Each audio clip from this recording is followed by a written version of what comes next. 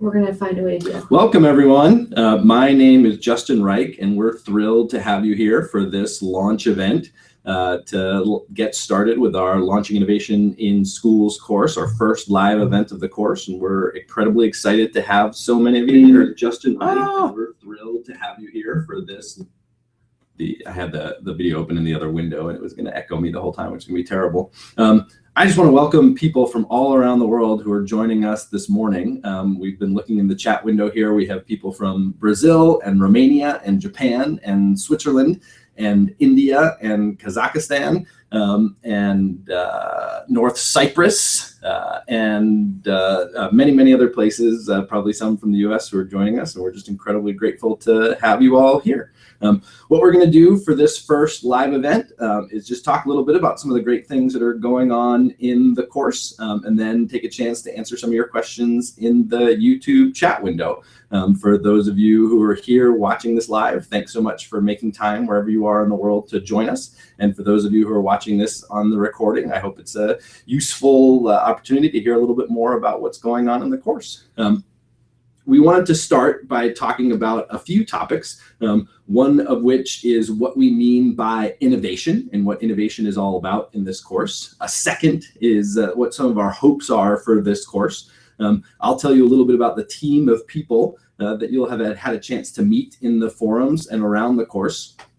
Talk a little bit about some of the great things that are happening on social media and people connecting with one another. And then last but not least, we'll have a chance to answer any of the questions that you have. So as folks who are in the YouTube chat window, as you're listening, please feel free to start posting some of your questions about the course. They can be in reference to specific things that Peter and I have talked about in the course. They can be questions that have come up in the forums as you all are talking with one another. They can be just things that you've been thinking about. They can be reflections that you have. Anything that you'd like to get some of our opinions about, we'd be more than happy to share.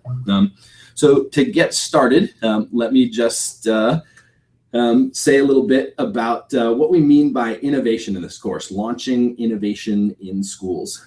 So for us, we use the word innovation to mean any kind of effort to make learning better for students. It's as broad and as simple as that. One of the words that often gets used to describe these efforts is reform. And we're not super thrilled about what you might call the valence of the word reform. So reform gives a sense that there's this brokenness and the brokenness needs to be repaired. Innovation, we think, is a word that means more that we're starting from a strong foundation, but there's always a next level of work. There's always a next thing that we can do together to improve.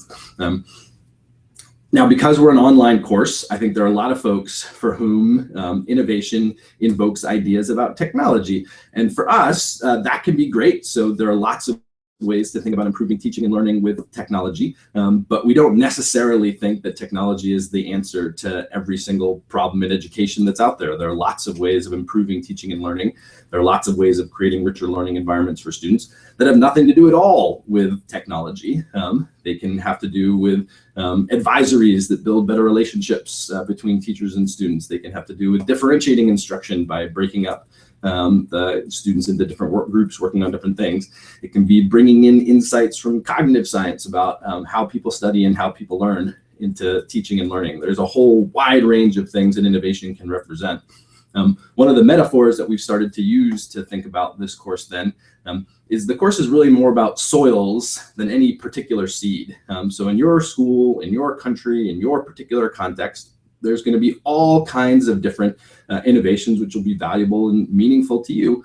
What Peter and I have found, both in our work in education and Peter's work in lots of other different sectors, is in the kinds of places in which innovations take root, they tend to have similar features across them. You could say they tend to have similarly healthy soils that allow those different seeds of innovation to take root. So this course is really about those soils. It's about the conditions under which teams of people are able to come together to make new ideas come to life. That's what innovation means for us.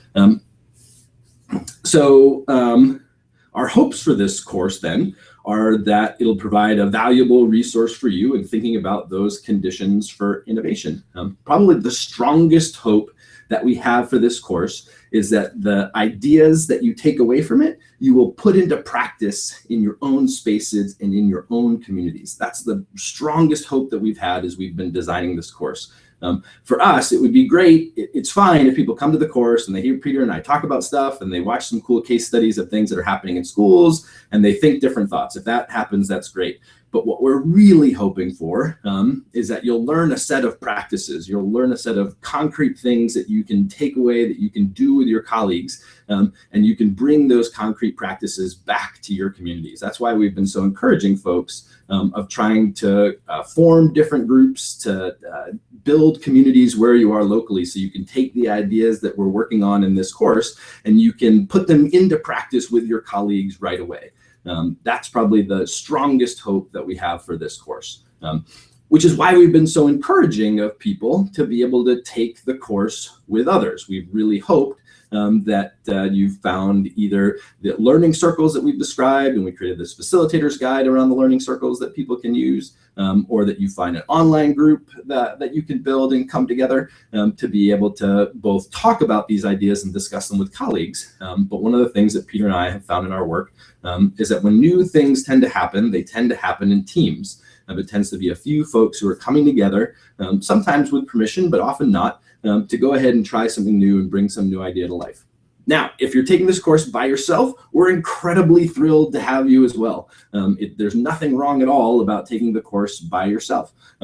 If you take the course over the whole 6 or 7 weeks by yourself, that's completely great. One of the things that you might find in listening to these ideas is that you might make some new connections online with different people and start forming an online group that way over time. The other thing that you might find is that as you explore these different ideas and different practices over the course of the next 6 weeks together, you may find that there are more opportunities for you to connect with other people in your local area, with other people in your organization, in your school, wherever you are, and start at least talking with some of the ideas that were happening here.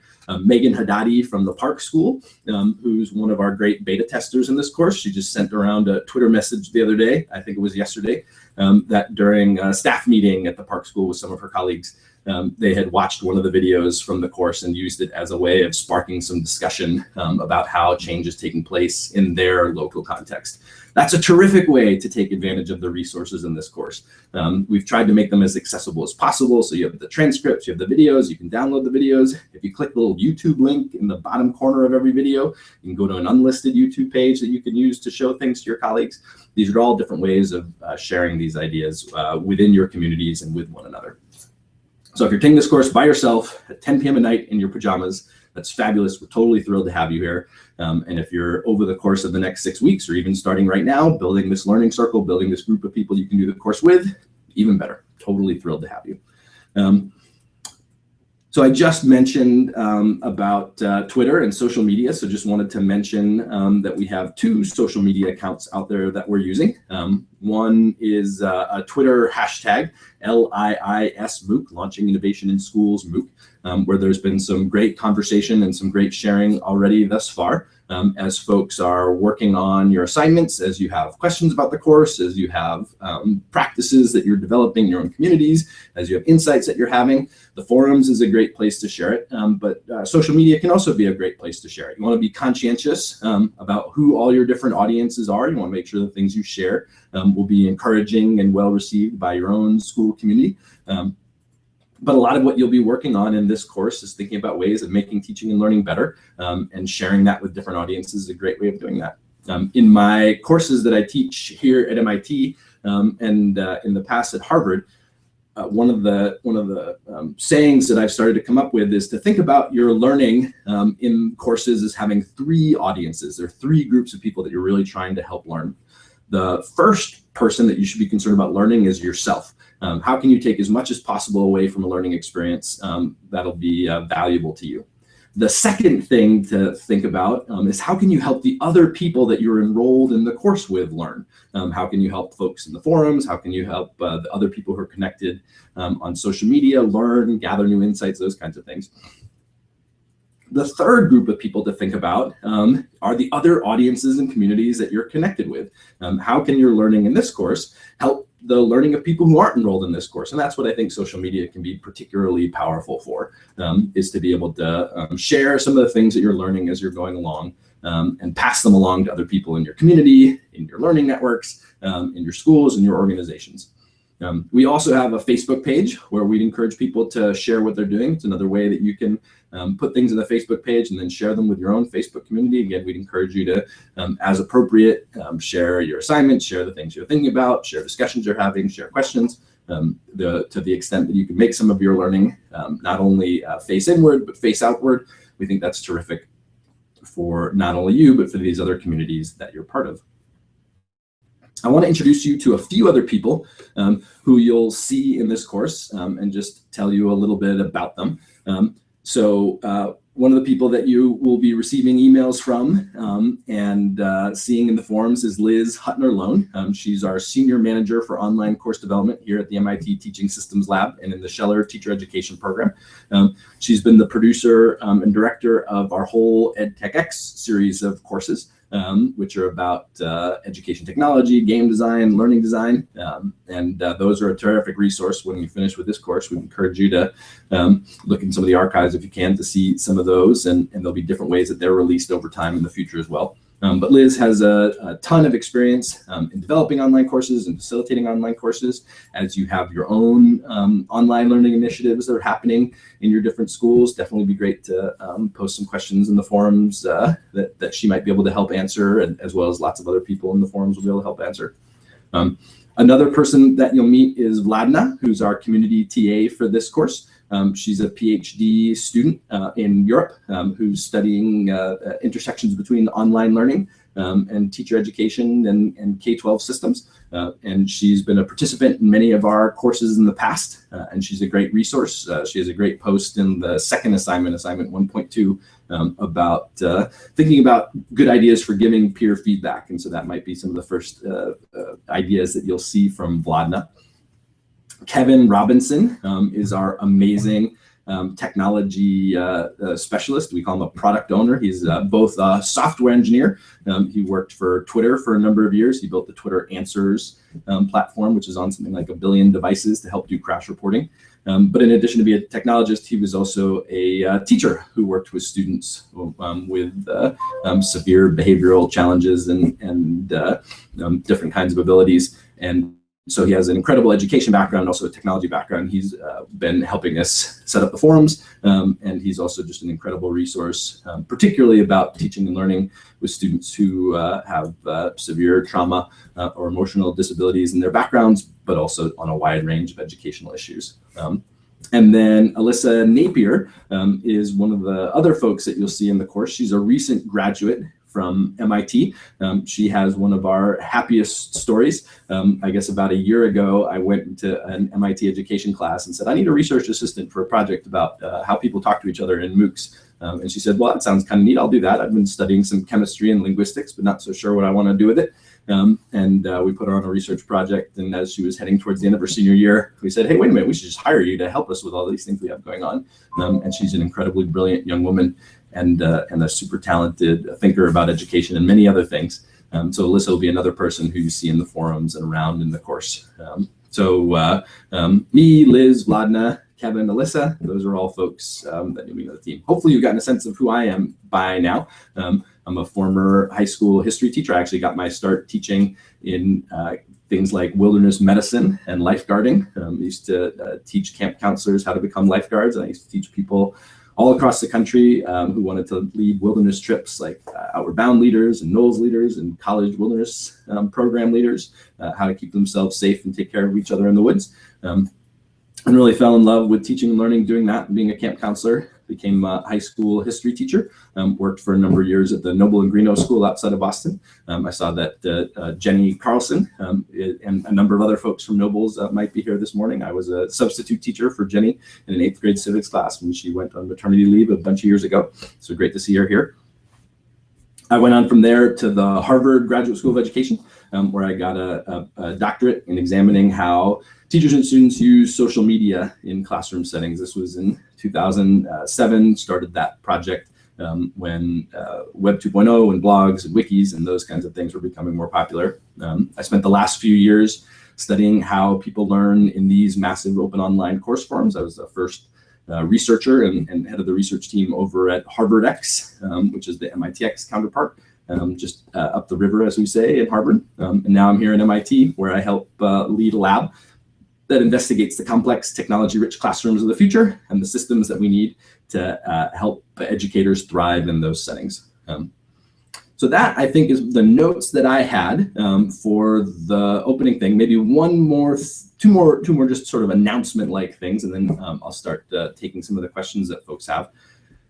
The first is there'll be a weekly update that comes out every Wednesday, where we look at some of the great work that folks are doing, and we foreshadow ahead of some of the things that are coming up in the week. So you can start looking forward to those roughly on Wednesdays every week to get a sense of where the course is going.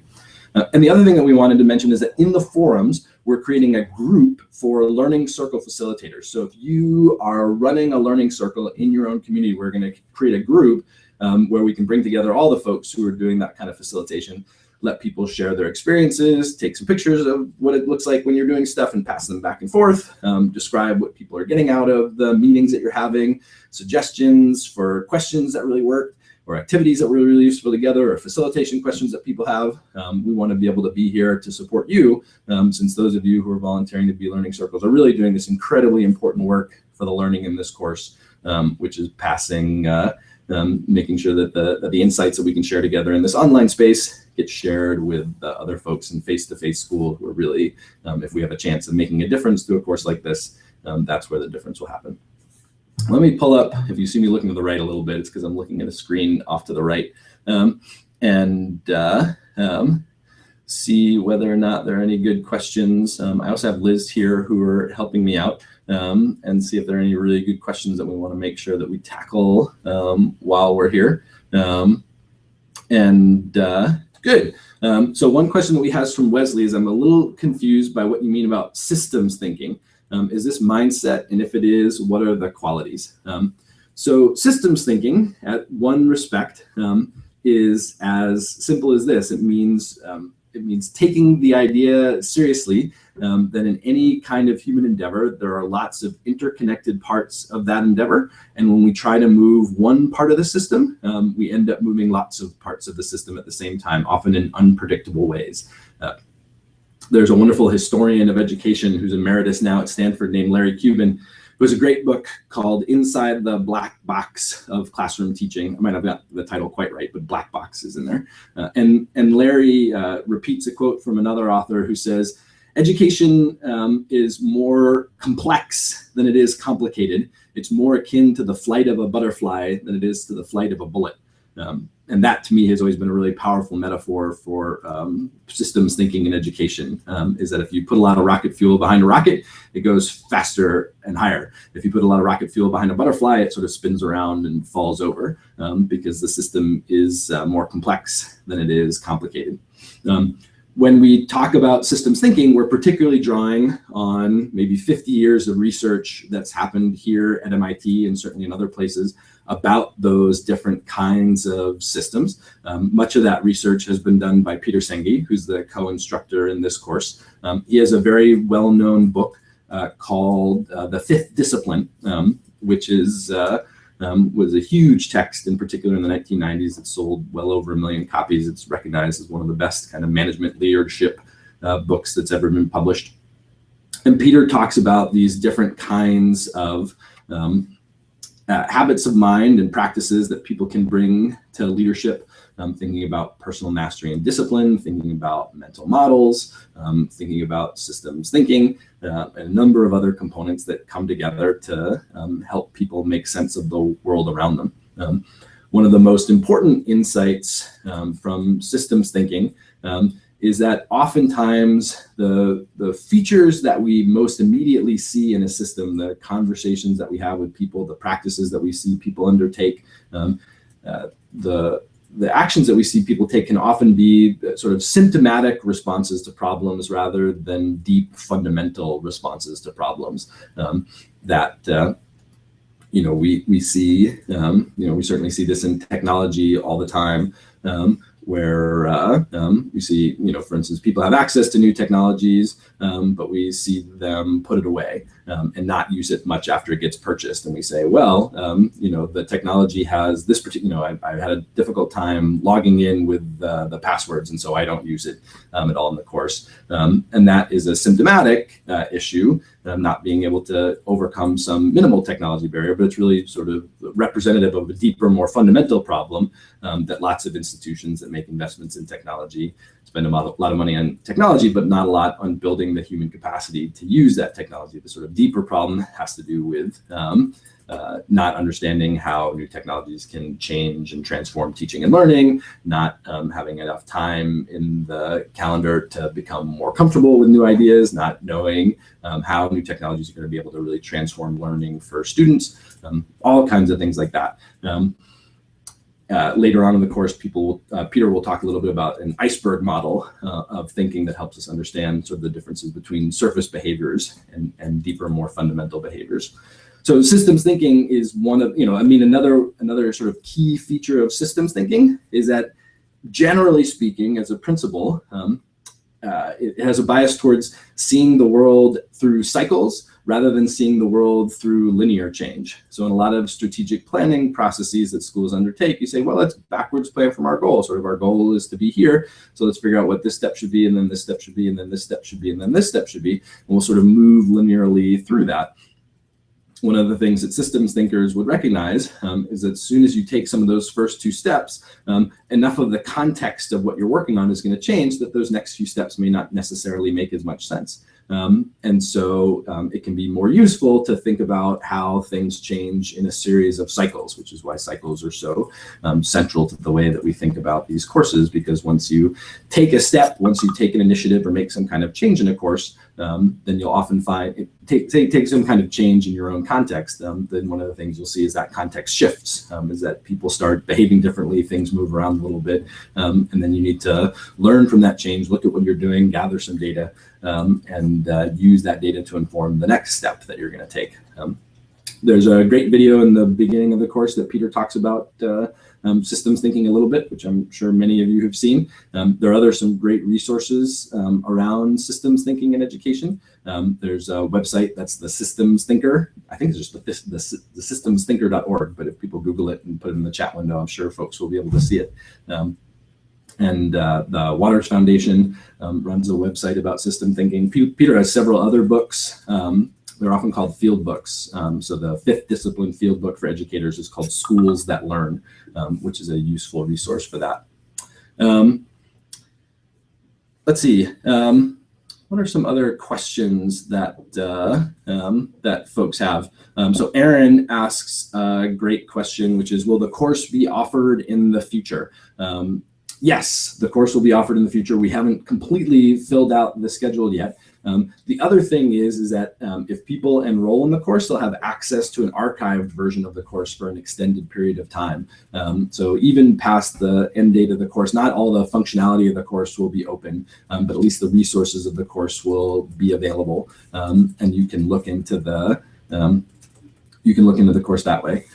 Liz just buzzed me and said that we weren't able to put links into the course or into this chat window. And so we'll find a way of sharing a document that has some links that we mentioned in the next course update or in something that we append to this live event here. So we'll find some way to share some of these things that we've been talking about.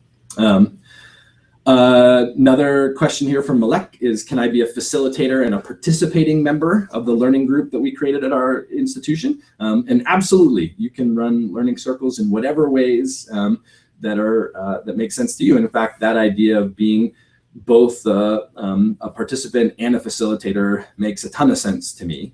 There's nobody who's leading a learning group who, for instance, has seen the whole course or has access to all the material. So everyone is to some extent a learner at the same time within the course, and we think that's great.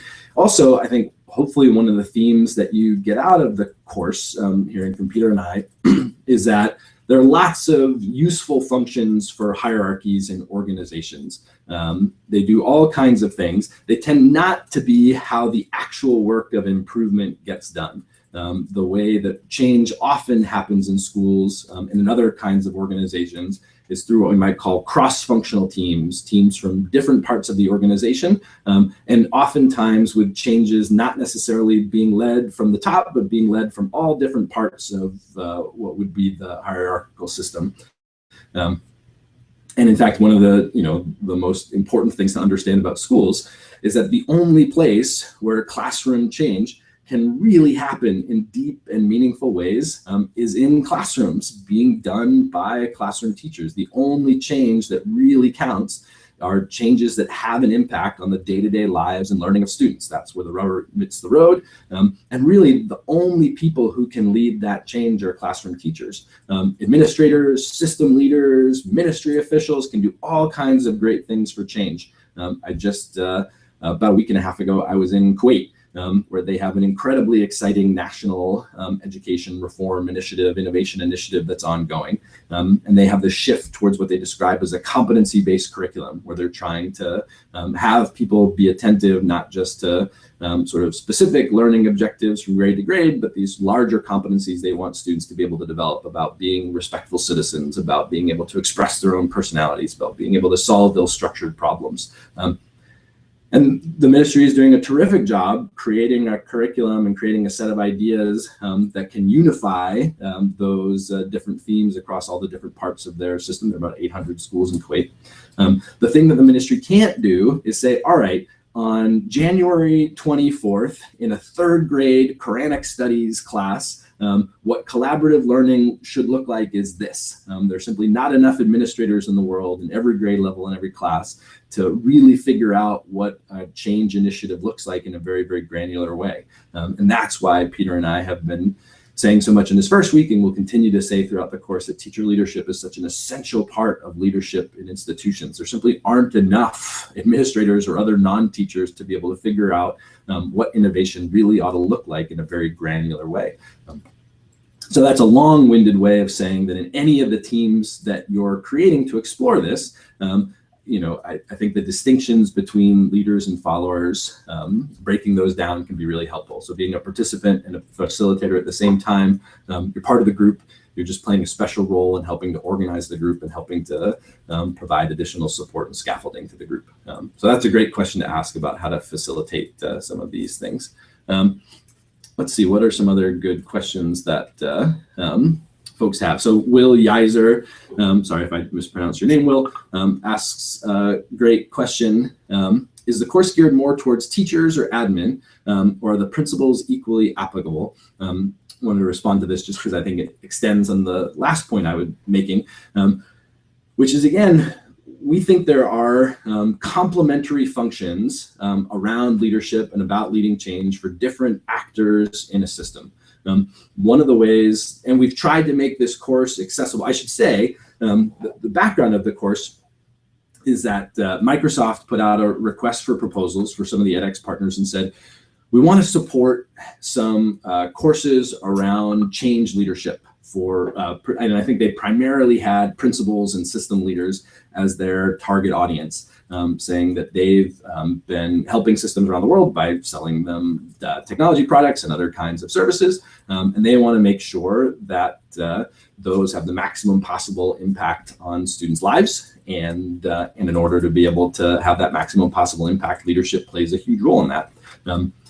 We, from the very beginning, in the very earliest proposals that we sent around, have said that leadership from all parts of the system is incredibly important.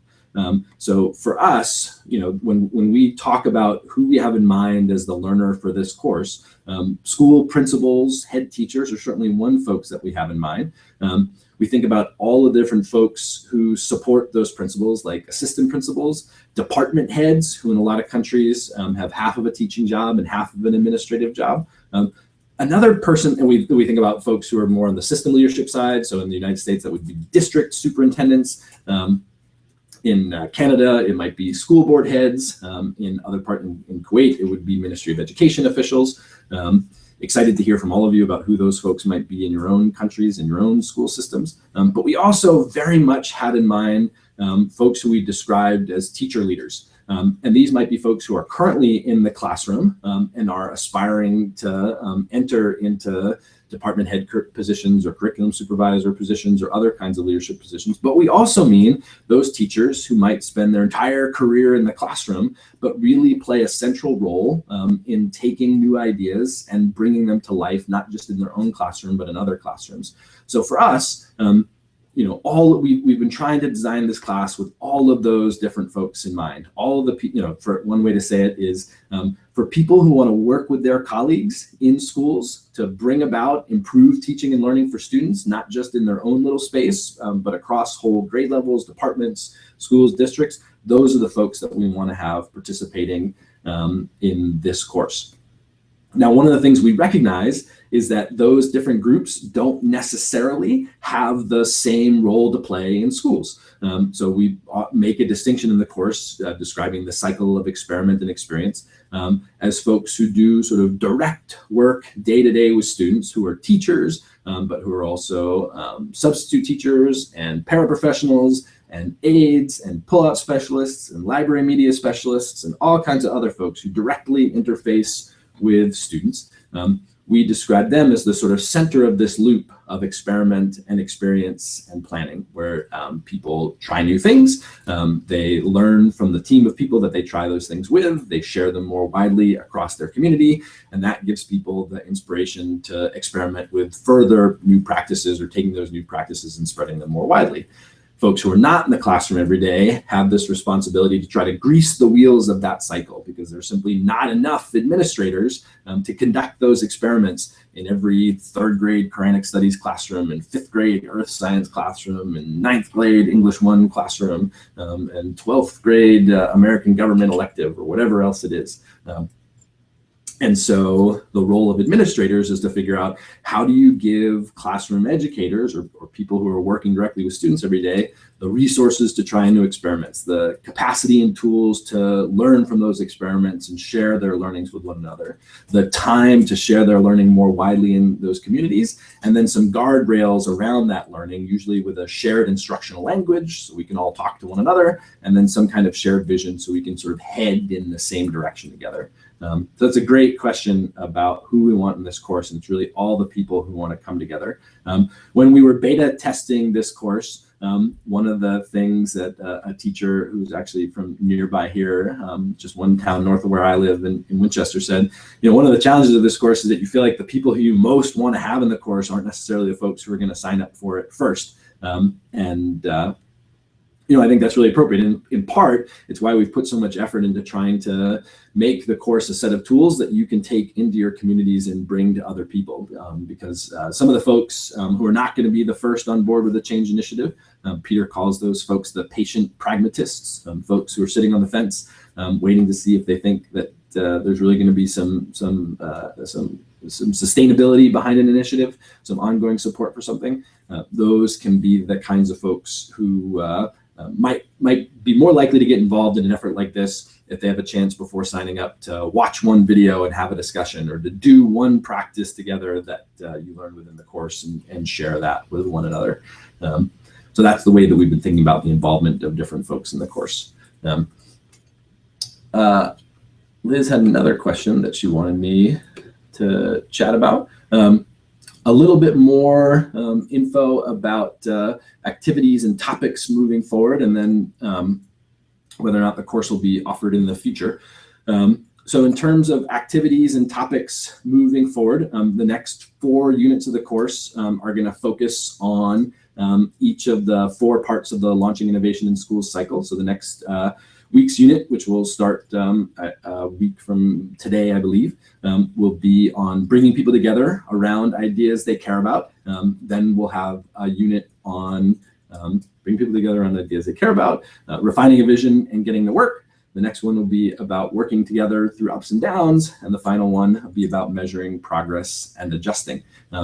Each of the units will have the same cycle of 3 different kinds of things that are going on. So there's usually what we call sort of expert discussion or expert presentations, mostly from Peter and I, trying to give you some shared language and a toolkit with which to think about these things, some mental models with which to think about leadership. Then some case studies, what we call voices in practice, stories from teachers and educators in the field who are putting ideas about change leadership to life. None of the people who participated as schools or organizations doing case studies or folks who have done a lot of work with necessarily with Peter and I before, and so they often describe change in their own language, which is relevant to their own context. And part of what Peter and I are trying to do is create a vocabulary and a framing to see the connections between these different places. None of them are meant to be held up as perfect exemplars. There's no perfection in this work. There are no perfect exemplars of this work.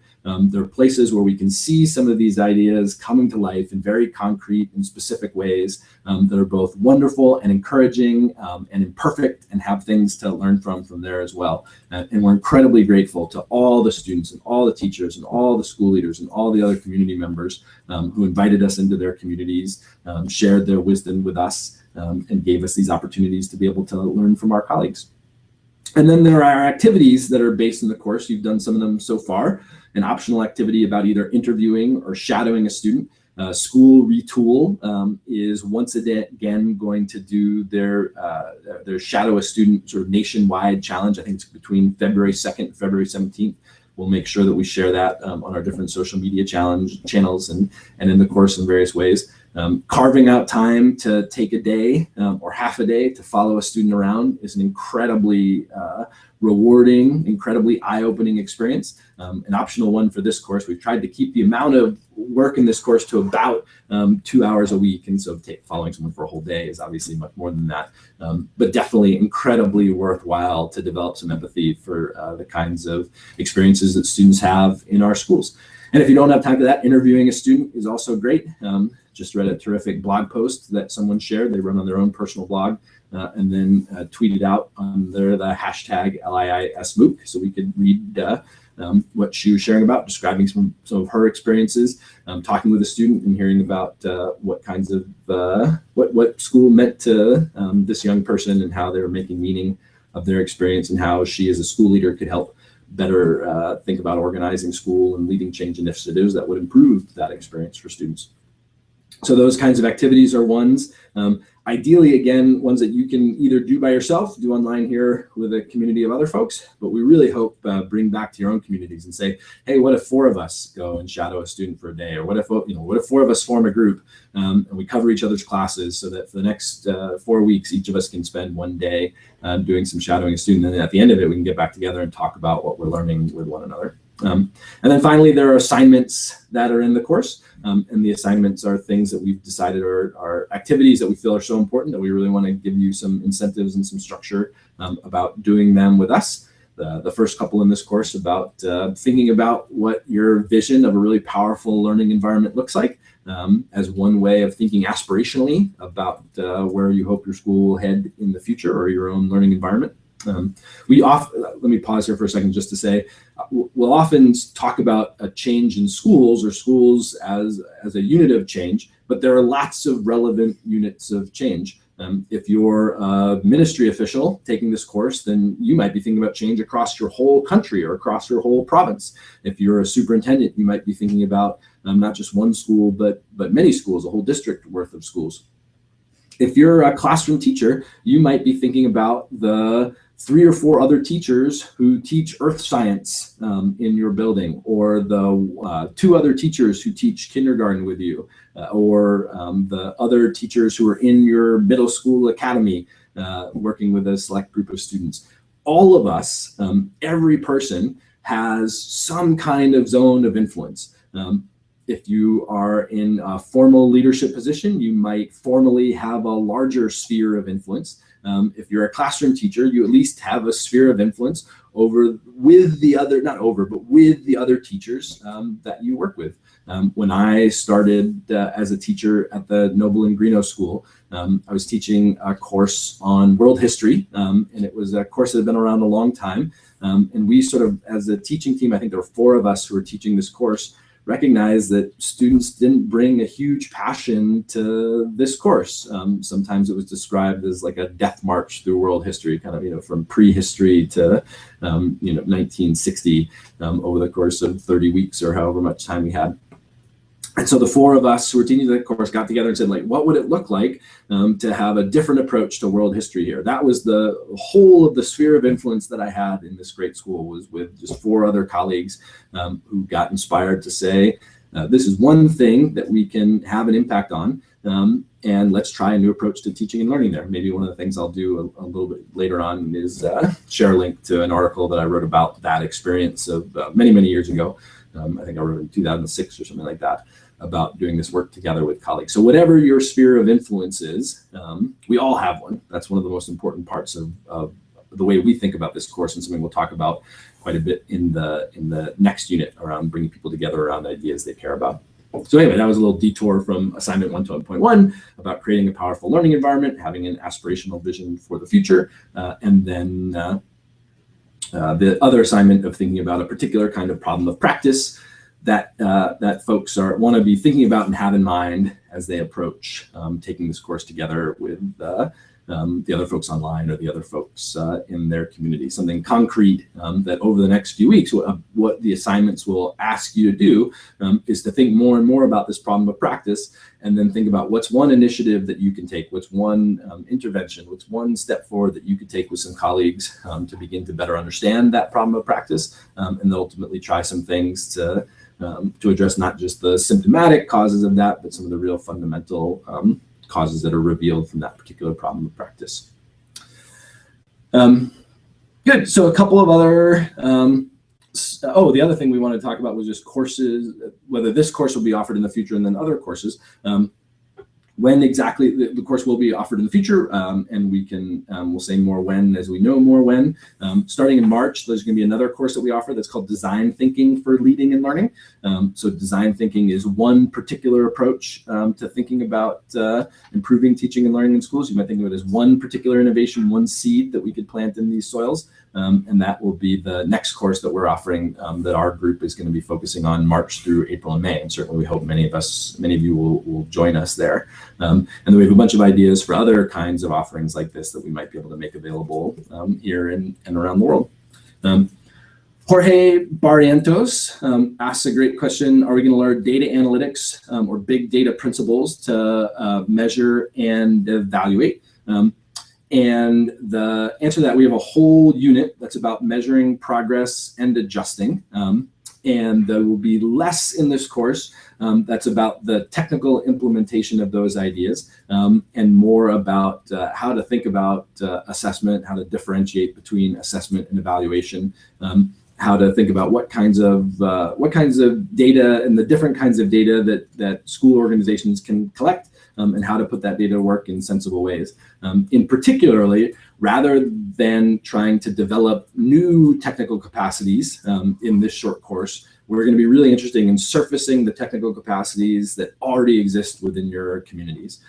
So one of the things that we found as we've started is that first of all, one of the areas that most school communities have room for improvement in is bringing more efforts to bear about assessing new change initiatives.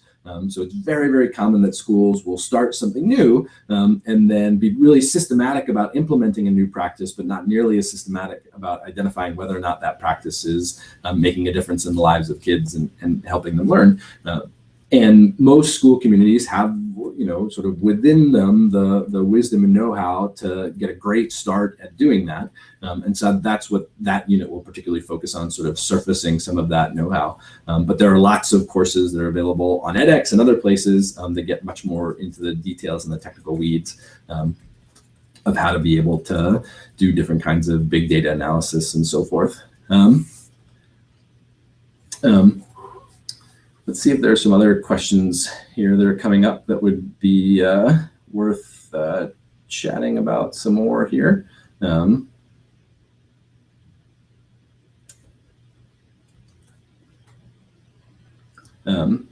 Gabriella asks a great question, which is a way to keep in touch and follow up with what each of us are doing in our communities. And certainly we imagine the Twitter hashtag LIISMOOC and the Facebook group as two places of doing that. Gabriella also recommends a website, hackdash.org. And one of the things that I would say is that we really believe strongly in the agency of learners, and so we would certainly encourage initiatives from any of our learners. If there are ways of connecting that we haven't thought about that you want to try to organically create, those will ultimately be the most powerful networks that get formed, are the ones that come from the people who are taking and participating in this course. So if people have particular ideas about how they might want to keep this community connected over time, or find different ways for the community to connect, probably the best way to get some of those things started is to find a few people who can be kind of pilots, beta tester kinds of folks, so that there's some seed of participation in the community that's happening, and then invite other folks from the community to be able to join you. And some of those efforts will take off and be super successful, and some of them will get started and won't necessarily go much further than that. And that's a totally normal thing to have happen as people are trying new things. A big part of launching change and launching innovation is having some tolerance for experimentation, and recognizing that some experiments will take off and grow and move forward, and others of them will fall to the wayside. And being able to stop new initiatives and then put your efforts on other things is just as important as being able to stick with and sustain different kinds of things. Good. Let me see if there's any other questions that I want to make sure that folks are answering here. There's lots of discussion in the chat here, which is people connecting to one another, which is great. Maybe one of the other things which I think has come up in the forums a little bit, I touched on this a little bit earlier, is just about the different levels of participation that people in your organization are likely to have in a change initiative, which is a polite way of saying something like, well, what about all the folks who either won't participate or will actively resist? Peter and I have talked a lot about this, and we were actually in November, we held a one-day workshop here in Boston where we worked with a number of educators where this question came up, and then we had another session again later on where a bunch of folks came, and again this question shows up. How do you get people with varying levels of interest to participate in a new initiative? And I think where Peter and I come down on this important question is first recognizing a couple of things. One is across schools all around the world, teachers are constantly bombarded with new kind of fads and change initiatives and reform efforts. And so teachers around the world are pretty good at being pretty conservative in the face of those things and saying, look, if I kind of keep my classroom door closed and wait this one out, then it's pretty likely that this new initiative will pass by and we'll go back to the way that we were going before. And I think I like to always acknowledge that there's some really healthy skepticism that's in there. And for the vast majority of those teachers who feel that way, it's really trying to protect their kids and protect their classrooms from sort of unnecessary pendulum swings and back and forth. As I look at the world, and particularly how profoundly the world is changing, in very particular kinds of ways, in particular here in the United States, I get really concerned with the degree to which automation is going to transform the opportunities that students today have to be able to work for the rest of their lives. In the United States, we have something like 3.5 million truck drivers. What's going to happen to 3.5 million truck drivers when the trucks can drive themselves, or computers on the trucks can drive themselves? It's going to be a profound, we're already seeing sort of profound changes in our economy and changes in our civic sphere. And they're just going to demand to be able to make a living wage in this country and many other places in the world. Students are going to have all the skill sets that computers don't have, which is being able to solve ill-structured problems, solve creative problems. It's going to be being able to communicate and communicate persuasively.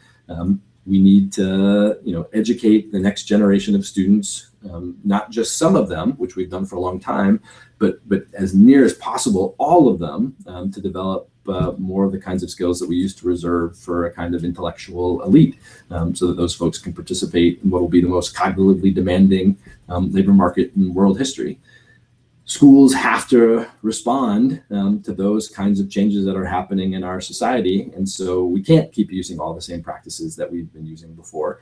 We need to be able to, in many places, go from school systems that ask students to simply memorize a set of facts and report back on them, which in certain cases is an important part of learning, but can't be the whole of it. We need students to demonstrate much more complex challenging performances of understanding than ever before.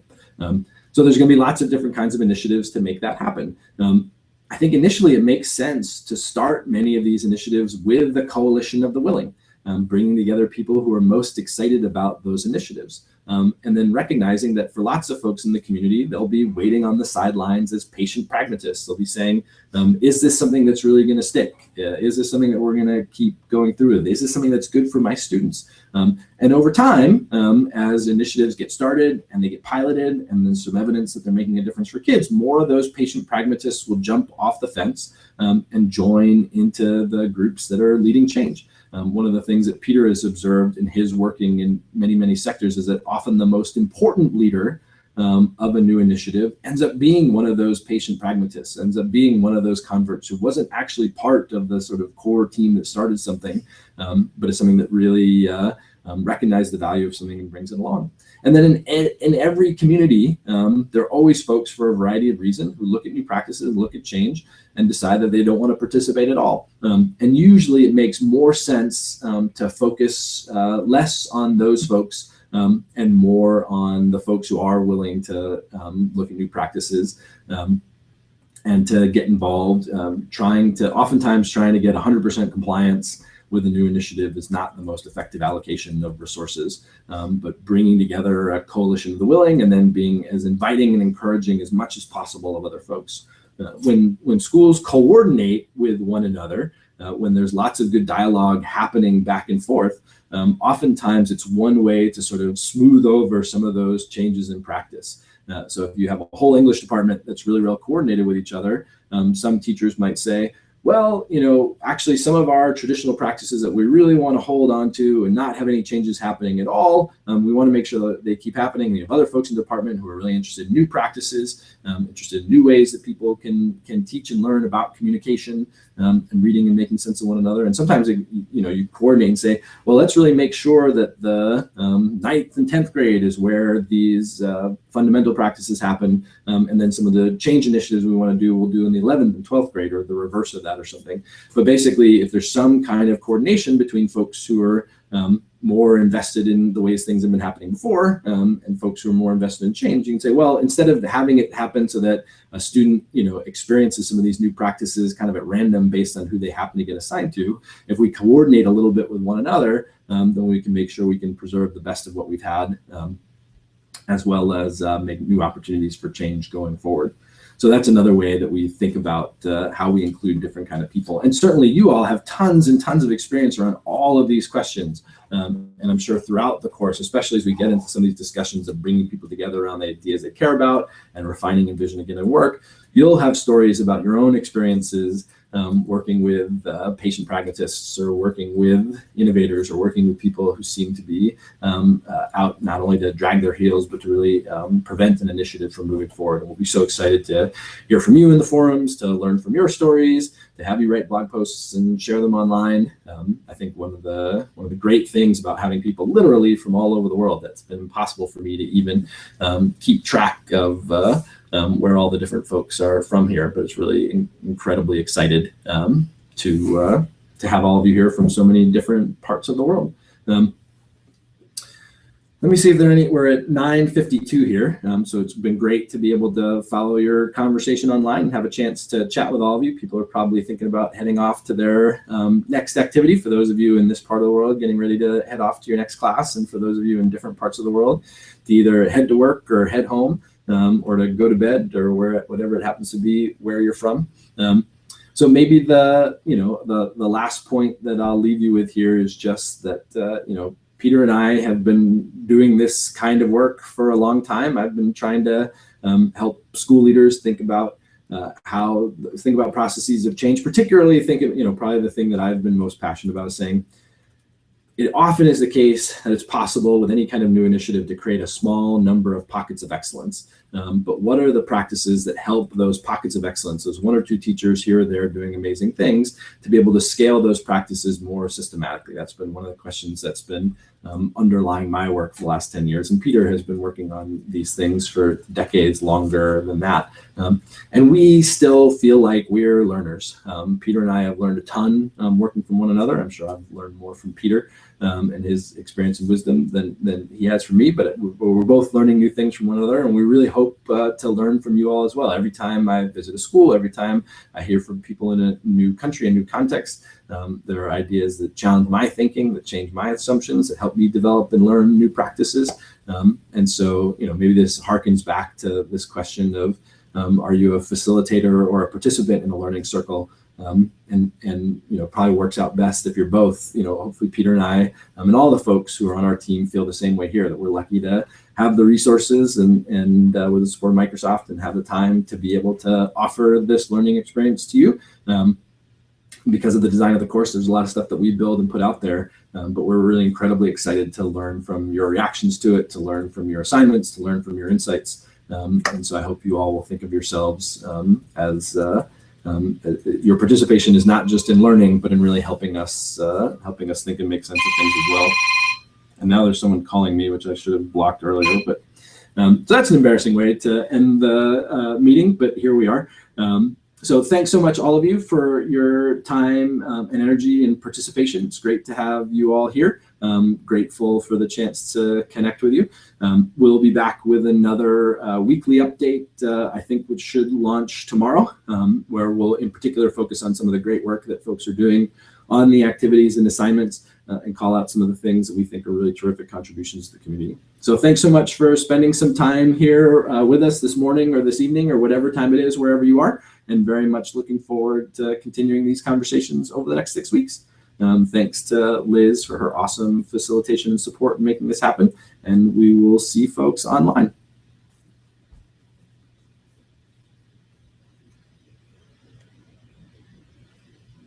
Goodbye.